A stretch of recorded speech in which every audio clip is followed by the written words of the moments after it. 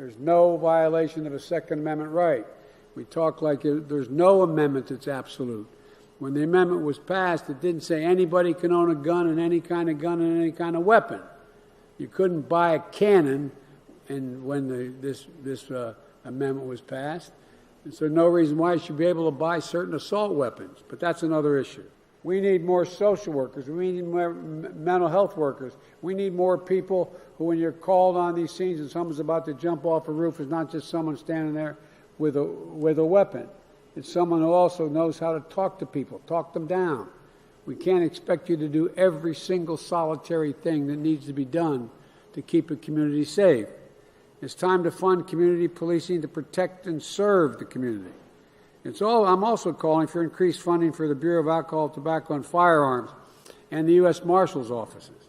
I'm confident that if we fund these programs, we'll see a reduction in violence. In the next year's budget, I'm also going to try to double down on this investment.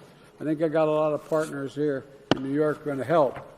Mayor Adams, you say that gun violence is a sea fed by many rivers. Well, I put forward a plan to dam up some of those streams. You can count on me to be a partner in that effort. And I have the U.S. Attorney, United States Attorney General here with me today. And we put together a comprehensive strategy to combat gun crime in cities like New York, Philadelphia, Atlanta, and many other cities, San Francisco. First, we want to crack down on the flow of firearms used to commit violence. That includes taking on and shutting down rogue gun dealers. It's about doing background checks, as well as outright selling, making sure that people who are not allowed to have a gun don't get the gun in the first place. And again, for any of the press listening, this doesn't violate anybody's Second Amendment right. There's no violation of a Second Amendment right. We talk like there's no amendment that's absolute. When the amendment was passed, it didn't say anybody can own a gun and any kind of gun and any kind of weapon. You couldn't buy a cannon and when this amendment was passed. And so no reason why you should be able to buy certain assault weapons. But that's another issue. And look, one of the things that we focused on, the Attorney General and I, and we're getting to the point where I think we're going to be able to have a real impact on it, includes going after ghost guns. Ghost guns are the guns everyone in this room knows that can be purchased in parts, assembled at home, no serial number, and can't be traced. And they're as deadly as any other weapon out there.